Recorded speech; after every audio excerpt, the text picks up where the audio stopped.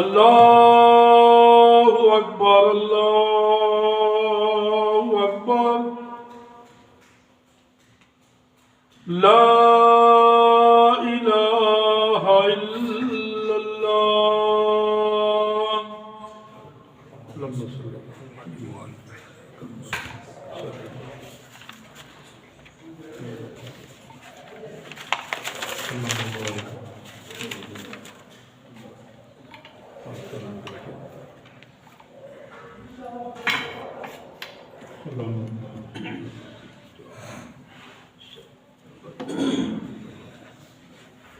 السلام علیکم ورحمۃ اللہ وبرکاتہ۔ الحمد للہ وحدہ والصلاة والسلام علی من لا نبی بعدہ، اما بعد فإن خیر الحدیث کتاب اللہ وخير الهدي هدي محمد صلى الله عليه وسلم وشر الأمور محدثاتها وكل محدثة بدعة وكل بدعة ضلالة وكل ضلالة في النار۔ رب اشرح لي صدري ويسر لي أمري واحلل عقدة من لساني يفقهوا قولي۔ رب زدني علما اللهم رب زدنا علما وعملا وفهما، سبحانك لا علم لنا إلا ما علمتنا إنك أنت العليم الحكيم۔ اللهم صل على محمد وعلى آل محمد كما صليت على إبراهيم وعلى آل إبراهيم إنك حميد مجيد۔ اللهم بارك على محمد وعلى آل محمد كما باركت على إبراهيم وعلى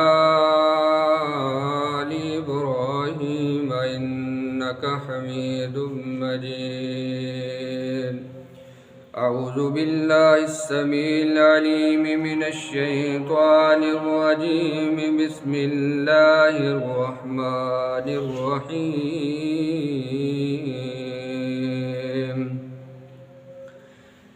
لقد كان لكم في رسول الله أسوة حسنة لمن كان يرجو الله واليوم الآخر وذكر الله كثيرا۔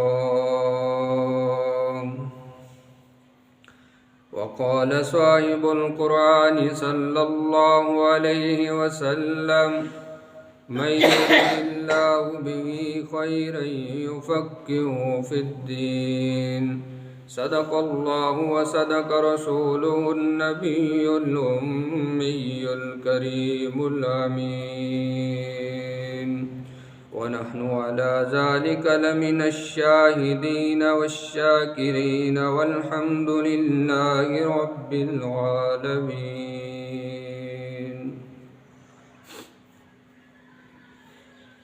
محبت نہیں ہے مصطفیٰ سے جسے، نہ رحمت نہ بخشش خدا کی اسے، جو اس کے حکم میں خطا پائے گا وہ ظالم دیوانہ کدھر جائے گا۔ محمد کی غلامی دین حق کی شرط اول ہے، گر ہو اسی میں خامی تو سب کچھ نامکمل ہے۔ گر جنت میں جانے کا ارادہ ہو تمامی کا، تو پہن لو گلے میں کرتا محمد کی غلامی کا۔ صلی اللہ علیہ وسلم۔ ہر قسم کی حمد و ثنا اللہ رب العالمین کی ذات کے لیے ہے، جو ہم سب کا خالق، مالک، رازق، داتا، گنج بخش ہے، فعال لما یرید، علی کل شیء قدیر کی طاقتوں کا مالک ہے، انگن لا تعداد بے حد و حساب درود و سلام امام الانبیاء حضرت محمد رسول اللہ صلی اللہ علیہ وآلہ وسلم کی ذات پاک کے لیے ہے، جو ساقی کوثر، شافع محشر، شفیع المذنبین، خاتم النبیین اور رحمت للعالمین ہے۔ رحمت اور بخشش کی دعائیں صحابہ کرام، تابعین اعظام، فقہاء دین، ائمہ دین، اولیاء کرام، بزرگان دین اور قیامت تک آنے والے موحد مسلمانوں کے لیے ہیں۔ حضرات ذی وقار، جیسا کہ آپ کو معلوم ہے ماہ شعبان گزر رہا ہے اور اس کے بعد رمضان المبارک ہے، تو میں دعا گو ہوں کہ اللہ رب العالمین آنے والے ماہ کی جو سعادتیں اور برکتیں ہیں، اللہ ہمیں کثرت کے ساتھ سمیٹنے کی توفیق عطا فرمائے۔ اللہ ہماری زندگیوں کو دراز فرمائے کہ ہم رمضان کی برکتوں، رحمتوں اور سعادتوں سے مستفید ہو سکیں۔ شعبان کی بھی فضیلت ہے، لیکن اس کے اندر کچھ ایسے کام بھی کیے جاتے ہیں جو کسی صورت بھی ہمارے دین سے ثابت نہیں ہوتے اور سنت رسول صلی اللہ علیہ وسلم سے ثابت نہیں ہوتے۔ آج امت خرافات اور بدعات کے اندر کھوئی ہوئی نظر آتی ہے، اور میں اکثر کہتا ہوں کہ جب بدعت آتی ہے تو سنت کھو جاتی ہے۔ نقصان یہ ہوتا ہے کہ بدعت جب آتی ہے تو رسول اللہ صلی اللہ علیہ وسلم کی سنت کا وہاں پہ قتل عام ہو جاتا ہے۔ ایک ہی چیز چل سکتی ہے، یا بدعت ہوگی یا پھر سنت ہوگا۔ تو ہمیں کس چیز کا حکم ہے؟ لَقَدْ كَانَ لَكُمْ فِي رَسُولِ اللَّهِ أُسْوَةٌ حَسَنَةٌ۔ کسی نے حضرت عبداللہ ابن عمر رضی اللہ تعالیٰ عنہ سے پوچھا کہ فلاں کام کیوں کرتے ہو، حکمت کیا ہے، مصلحت کیا ہے؟ تو انہوں نے جواب دیا کہ لَقَدْ كَانَ لَكُمْ فِي رَسُولِ اللَّهِ أُسْوَةٌ حَسَنَةٌ۔ مجھے حکمت کا کوئی پتہ نہیں ہے، مجھے نہیں پتا کہ مصلحت کیا ہے اس کام کے کرنے میں، بس اتنا مجھے پتا ہے کہ میں نے آمینہ کے لال علیہ السلام کی زبان پاک سے الفاظ سنے تھے، ان کو میں نے کرتے ہوئے دیکھا ہے، ان کی اقتداء کے اندر، ان کی پیروی کے اندر میں بھی ایسے کرتا ہوں۔ مجھے اس سے زیادہ کچھ پتہ نہیں میں کیوں کرتا ہوں، صرف یہ ہے کہ میں نے اپنے آقا کو دیکھا ہے تو تب میں یہ کرتا ہوں۔ اس لیے میرے عزیز دوستو، کہنے والے کہیں عقل نہیں مانتی، کہنے والے سوچ سے چھوڑے۔ آج منکرین حدیث ہے، ملحدین ہے، جو عقل کی بنیاد کے اوپر لوگوں کو گمراہ کرتے ہیں، اور تمہاری کالجز، یونیورسٹیاں بھری ہوئی ہیں۔ آج وہاں سے آپ کو پتہ ہے سائنسدان تم نے کتنے پیدا کر لیے ہیں، ڈاکٹر، انجینئر اعلیٰ کوالٹی کے کتنے کو پیدا ہوتے ہیں، وہاں سے ملحدین نعوذ باللہ بے دین پیدا ہو رہے ہیں۔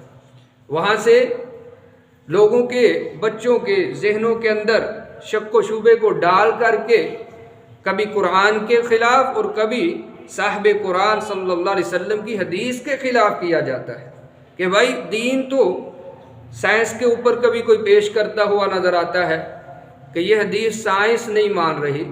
سائنس کی کتنی باتیں خود کی ایسی ہیں کہ جو 100 سال پہلے کسی سائنسدان نے ثابت کی تھی، آج اس کو کوئی ماننے کو تیار نہیں۔ سائنٹسٹ جو ہیں وہی اس کا انکار کرتے ہوئے نظر آتے ہیں کہ بھئی اس سے غلطی ہو گئی۔ تو میرے عزیز دوستو، بات کرنے کا مقصد یہ ہے ہماری پناہ گاہ، ہماری اماج گاہ، ہمارا مرکز، ہمارا محور جو ہے وہ حدیث مصطفیٰ ہونا چاہیے صلی اللہ علیہ وسلم۔ عقل مانے نہ مانے، عقل کے اندر تو اکثر فطور رہتا ہے۔ عقل کس نے کہہ دیا کہ بڑی کام کی چیز ہے یہ؟ اس لیے ہر کام کے اندر عقل کو استعمال کیجئے، لیکن دین کے اندر عقل نہیں ہے۔ دین کے اندر اللہ اور اس کے محبوب صلی اللہ علیہ وسلم کی سنت چلے گی، ان کا طریقہ چلے گا، ان کے بتائے ہوئے جو ہے امور چلیں گے۔ اس کے اندر کوئی بڑے سے بڑا کیوں نہ آئے جس کو ساری دنیا تمغہ دے کہ بھائی یہ دانشور ہے، یہ دانش مند ہے، لیکن وہ کہہ دے اور ایک طرف اللہ کا قرآن ہو، جناب محمد رسول اللہ صلی اللہ علیہ وسلم کا فرمان ہو، تو مومن وہی ہے، مسلمان وہی ہے جو سب کو چھوڑ دے اور اللہ اور اس کے رسول صلی اللہ علیہ وسلم کے فرمان کو، بات کو اپنے سینے کے ساتھ لگا لے، اس کو اپنے ماتھے کا جومر بنا لے، سر کا تاج بنا لے، سمجھے کہ بھائی یہی ہے کہ جو میری آنکھوں کا سرور ہے، میری آنکھوں کا نور ہے۔ اللہ اور اس کے محبوب صلی اللہ علیہ وسلم کی بات ہاں سستی ہو جائے، کمی رہ جائے، وہ ایک علیحدہ بات ہوتی ہے۔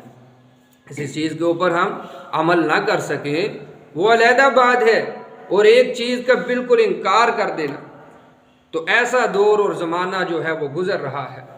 تو یہ اللہ کا لاکھ شکر ہے کہ اللہ رب العالمین نے اپنے دین کی حفاظت کا ذمہ لیا ہے، صرف قرآن کا ذمہ نہیں ہے۔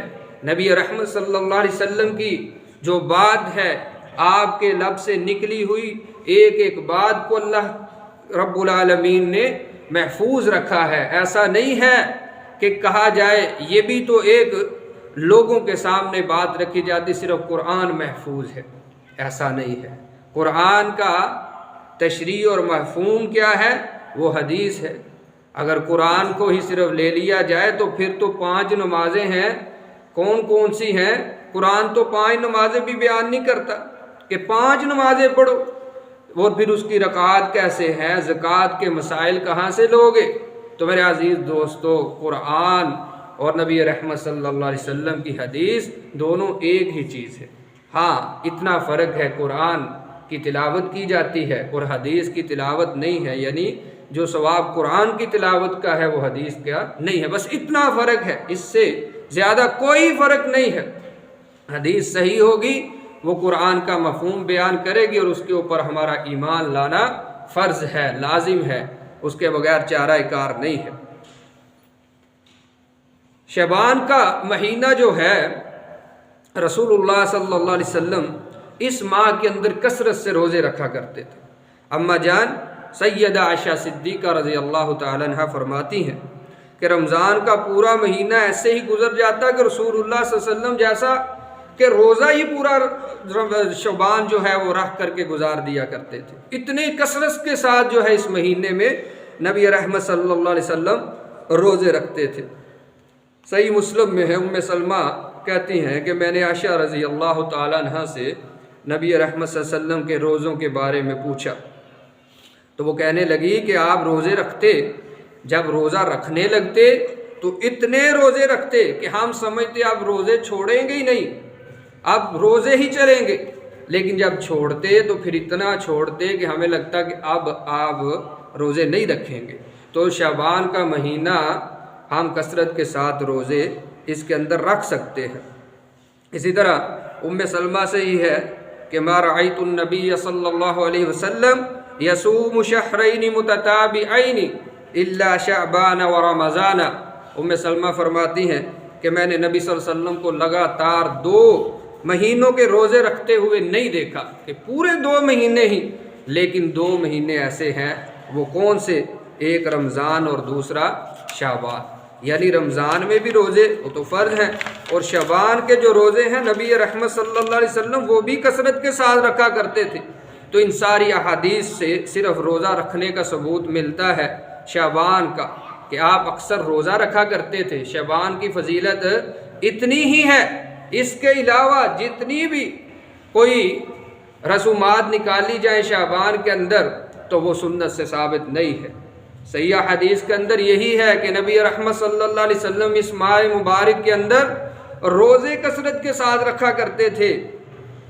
تو خلاصہ کلام یہی ہے کہ ہمیں بھی چاہیے کہ اگر ہم سنت کی اقتداء کرتے ہوئے کچھ کرنا چاہتے ہیں تو اس ماہ کے اندر روزے رکھیں۔ اور ایک حدیث میں آتا ہے کہ نصف شعبان کے بعد روزہ نہ رکھا جائے، اس کی بھی ایک وجہ ہے، کیونکہ اس کے بعد رمضان آتا ہے اور رمضان کے روزے فرض ہیں، وہ ضروری ہیں۔ تو جب ہم پہلے روزے رکھیں گے تو انسانی طبیعت اکتا بھی جاتی ہے اور اس کے اندر ضعف اور کمزوری بھی آ جاتی ہے۔ تو روزہ رکھنے سے یقیناً جہاں بہت سارے جسم کو فوائد پہنچتے ہیں وہاں جسم کمزور بھی ہوتا ہے۔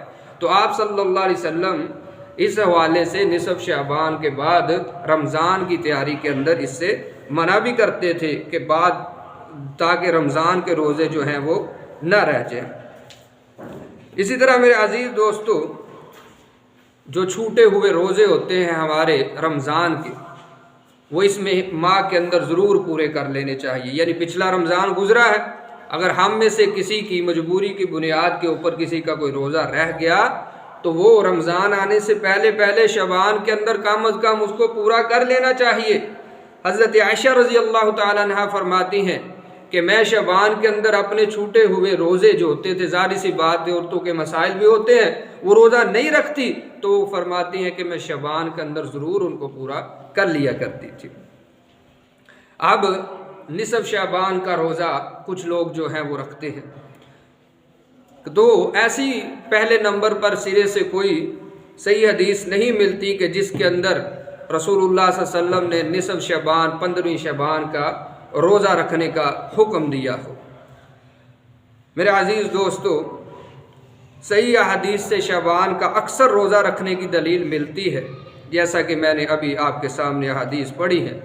اور جو لوگ روزہ رکھنے کے لیے شعبان کی 15ویں تاریخ کو متعین کر لیتے ہیں، خاص کر لیتے ہیں، وہ دین میں بدعت کا ارتکاب کرتے ہیں، دین کے اندر بدعت جاری کرتے ہیں، کیونکہ آپ سے صرف خالصتاً ایک دن کا روزہ 15ویں کا روزہ ثابت نہیں ہے۔ تو اگر کوئی اس کو متعین کر لیتا ہے اور پھر روزہ رکھتا ہے تو وہ دین کے اندر ایک نئی چیز کا ایجاد کرنے کا مرتکب ٹھہرتا ہے۔ اور بدعت جو ہے دین کے اندر اگر کی جائے میرے عزیز دوستو، تو نبی رحمت صلی اللہ علیہ وسلم اپنے ہر خطبہ مبارک سے پہلے یہ خطبہ دیتے ہوئے الفاظ فرمایا کرتے تھے کہ اما بعد فإن خیر الحدیث کتاب اللہ، سب سے بہترین جو چیز ہے وہ اللہ کی کتاب ہے، سب سے بہترین بات اللہ کی کتاب ہے۔ وخیر الحدی حدی محمد صلی اللہ علیہ وسلم، اور کائنات کے لوگوں سن لو، سب سے پیاری اعلیٰ عرفہ فضیلت والی بات وہ محمد رسول اللہ صلی اللہ علیہ وسلم کی بات ہے، جو آپ کے لب مبارک سے نکلنے والے الفاظ ہیں، اس سے پیاری سچی سچی کسی کی بات نہیں ہو سکتی، اسی کے اوپر پہرا دیتے رہنا۔ وَكُلَّ بِدْعَةٍ ضَلَالَةٍ وَكُلَّ ضَلَالَةٍ فِي النَّارِ، اور جو کوئی نئی چیز نکالتا ہے دین کے اندر وہ گمراہی ہوتی ہے، چاہے وہ کتنی پیاری نہ کیوں نہ لگے، وہ لے کر آنے والا کوئی کتنا بڑا عالم کیوں نہ ہو، امام اور محدث کیوں نہ ہو، وہ دین نہیں ہوگا، وہ نئی چیز ہے۔ اور نئی چیز جو دین میں داخل کرے گا، لوگوں میں رائج کرتا ہے، اس کو گناہ تو ہوتا ہی ہوتا ہے، لیکن کرنے والوں کا کیا انجام ہے؟ وَكُلَّ ضَلَالَةٍ فِي النَّارِ، وہ نئی چیز گمراہی جنت میں نہیں جہنم میں لے جانے والی ہے۔ میں اپنے سے بات نہیں کرتا میرے عزیز دوستو، یہ محمد رسول اللہ صلی اللہ علیہ وسلم کی اس پاک زبان سے نکلے ہوئے الفاظ ہیں کہ جس کے متعلق قرآن نے قسم اٹھائی اور فرمایا بسم اللہ الرحمن الرحیم والنجم اذا ہوا ما ضل صاحبکم وما غوا وما ينطق عن الهوى إن هو إلا وحي يوحى۔ کائنات کے رب نے فرمایا کہ مجھے قسم ہے، مجھے نجم کی قسم، ستارے کی قسم ہے، تمہارا ساتھی نہ راہ بھٹکا نہ گمراہ ہوا، اور جب بھی وہ بولتا ہے تو وہی کے تناظر میں بولا کرتا ہے۔ محمد رسول اللہ صلی اللہ علیہ وسلم کی بات جو ہے وہ معمولی نہیں ہو سکتی، سب کی بات کو چھوڑا جا سکتا ہے۔ اچھی لگے تو لیا بھی جا سکتا ہے، لیکن کائنات میں ایک ایسی ہستی، وہ واحد ہستی محمد رسول اللہ صلی اللہ علیہ وسلم ہے کہ جن کی ہر بات کے اوپر لبیک کہنا فرض ہے، عمل کرنا فرض ہے، ان کی ہر بات کو سینے سے لگایا جائے گا، کوئی بات چھوڑی جائے گی نہیں چھوڑی جا سکتی۔ تو آپ صلی اللہ علیہ وسلم جو دین دے کے گئے، اینڈ پہ آپ نے فرمایا تھا کہ الیوم اکملت لکم دینکم واتممت علیکم نعمتی ورضیت لکم الاسلام دینا۔ یہ ایسی آیت ہے، پیاری آیت۔ فرمایا نہ تو یہ ابراہیم کو ملی، نہ موسیٰ نہ عیسیٰ، کسی نبی کو یہ الفاظ اللہ نے نہیں دیے۔ تو ایک یہودی نے بھی کہا تھا نا کہ تمہارے قرآن میں ایک ایسی آیت ہے کہ اگر وہ اللہ موسیٰ پر نازل فرما دیتے تو ہم اس دن کو عید کے طور پہ مناتے، اتنی خوشی ہوتی ہمیں۔ یعنی جو دین آدم سے شروع ہوا ہے وہ موسیٰ پہ ختم ہو جاتا، ایسا نہیں ہوا۔ وہ دین کس پہ ختم ہوا؟ محمد رسول اللہ صلی اللہ علیہ وسلم پہ۔ اللہ فرماتے ہیں جس چیز کو ہم نے جائز قرار دینا تھا، حلال قرار دینا تھا، حلال قرار دے چکے، جس کو حرام کرنا تھا حرام کر چکے۔ جو ثواب کی چیز ہے میرا نبی آپ کو بتا چکا ہے، جو گناہ کی چیز ہے اس سے بھی میرا پیغمبر تمہیں آگاہ کر چکا ہے۔ الیوم اکملت لکم دینکم، آج کے دن وہ تمہارا دین مکمل ہو چکا ہے۔ اب نہ تو اس کے اندر کوئی ایڈنگ ہو سکتی ہے، اس کے اندر کوئی تبدیلی نہیں ہو سکتی، کوئی نئی چیز داخل نہیں ہو سکتی، چاہے وہ ثواب ہی کی نیت سے کیوں نہ ہو۔ تو اس لیے اگر تو آپ نے بتایا ہے کہ بھئی 15 کا روزہ رکھو تو جم رکھیے، خوشی سے رکھیے۔ جب نہیں بتایا تو پھر کیوں بھائی؟ پھر مختص نہ کریے، خاص نہ کیجیے اس دن کو۔ آپ صلی اللہ علیہ وسلم نے فرمایا، روزہ آپ صلی اللہ علیہ وسلم رکھا کرتے تھے، ہفتے میں 2 روزے رکھتے تھے۔ کون سے؟ ایک سوموار کا، پیر کا روزہ رکھا کرتے، اور دوسرا جمعرات کا روزہ رکھا کرتے تھے۔ یہ سنت سے ثابت ہے، رکھنا ہے تو یہ روزہ رکھیے۔ نبی صلی اللہ علیہ وسلم کی اقتداء میں سنت کا لحاظ اور خیال کرتے ہوئے شوق سے رکھیے، ذوق سے رکھیے یہ والا روزہ، یہ ثابت ہے، اس کا ثواب ملے گا۔ آپ صلی اللہ علیہ وسلم نے فرمایا میں 2 اس لیے رکھتا ہوں کیونکہ ان دونوں دنوں میں ہفتے کے اعمال اللہ کے سامنے پیش کیے جاتے ہیں، اور میرا یہ دل کرتا ہے کہ جب میرے رب کے سامنے میرے اعمال پیش ہوں تو میں حالت روزے میں ہوں۔ تو اس لیے 15 شعبان کی جو روزہ ہے وہ ثابت نہیں ہے، تو یہ نہ ہو ہم دنیا میں بھی بھوک کو برداشت کریں اور آخرت میں نبی صلی اللہ علیہ وسلم کی سنت کی مخالفت ہو جائے، اللہ فرما دیں کہ میں نے تو اپنے نبی کو یہ نہیں کہا تھا اور تم نے کہاں سے رکھ لیا، تو پھر کیا جواب دیں گے۔ تو بہرحال اسی طرح نصف شعبان کی رات کا قیام ہے۔ ایک جھوٹی اور من گھڑت روایت بیان کی جاتی ہے، رسول اللہ صلی اللہ علیہ وسلم کے اوپر سب سے پہلے تو یہ تہمت ہے کہ آپ صلی اللہ علیہ وسلم کے متعلق وہ چیز کہی جائے جو آپ صلی اللہ علیہ وسلم نے بیان ہی نہیں کی۔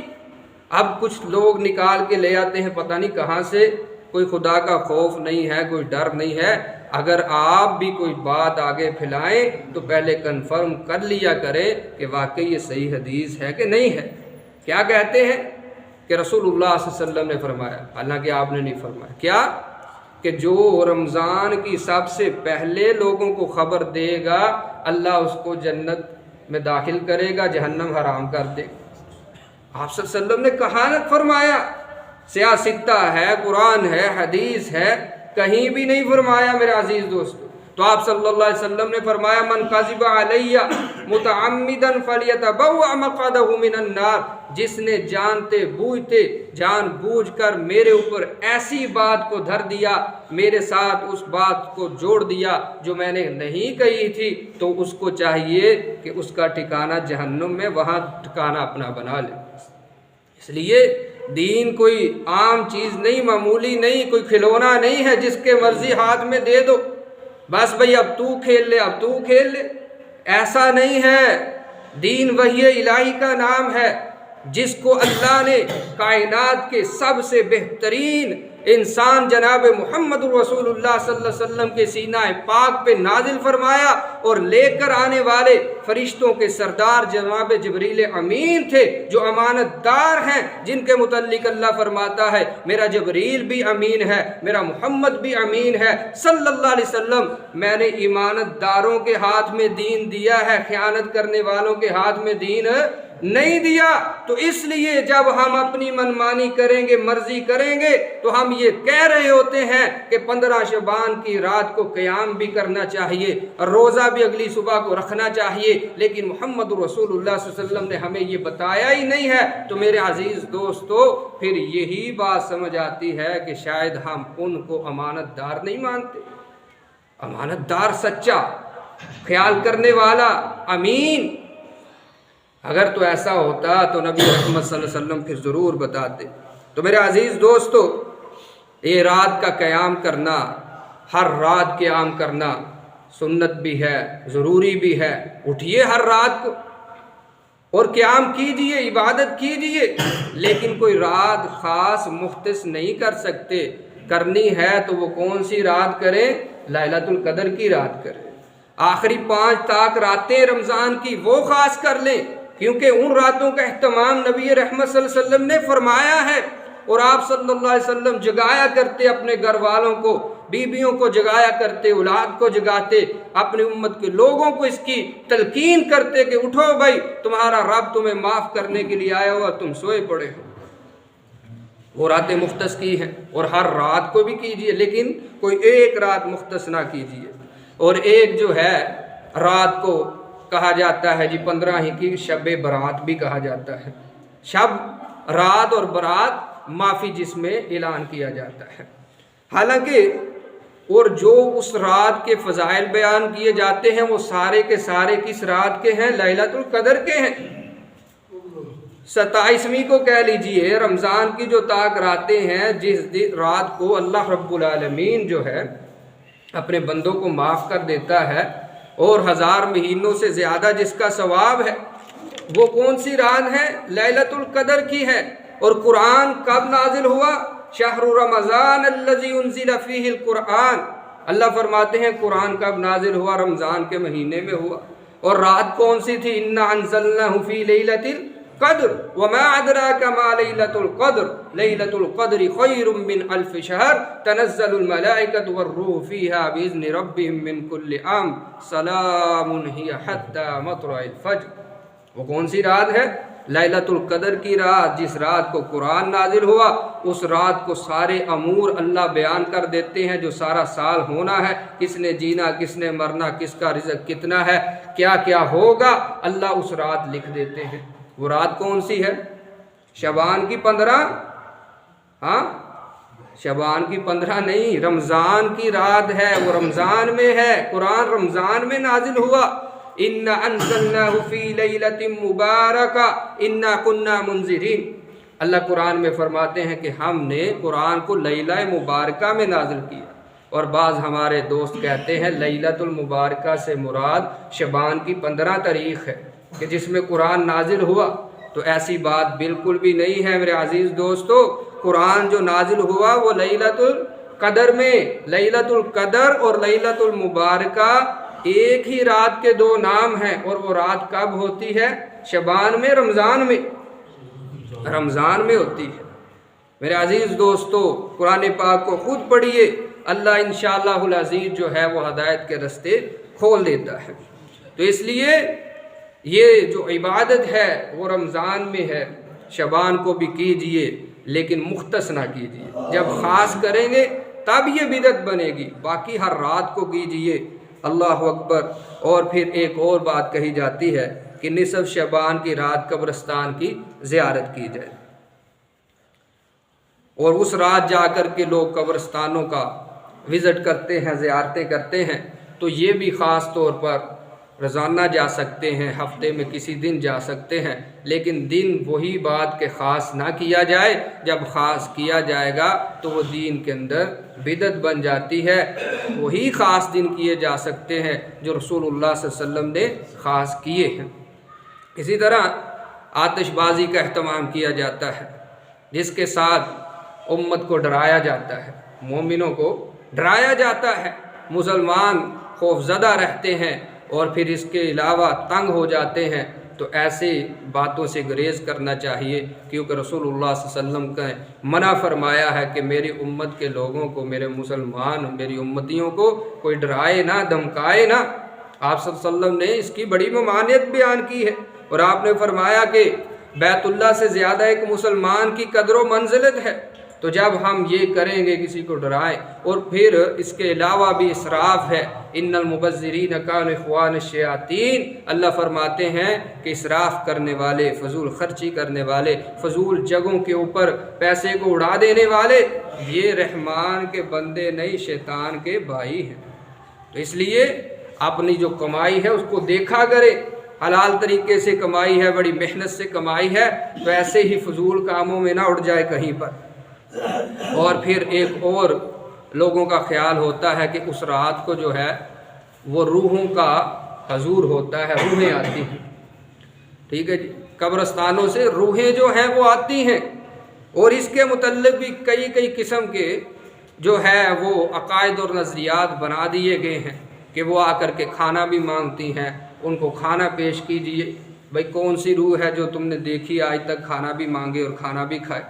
ایسا کچھ نہیں ہے۔ قرآن کہتا ہے کلا انہا کلمۃ ہوا قائلھا ومن ورائہم برزخ الی یوم یبعثون، یہ لوگوں کے منہوں کی بکواس ہے۔ قرآن کہتا ہے انہا کلمۃ ہوا قائلھا، ہرگز ایسا نہیں ہو سکتا، یہ بس ایک بات ہے جو وہ بک رہے ہیں۔ قرآن کہتا ہے روحیں کوئی نہیں آتی۔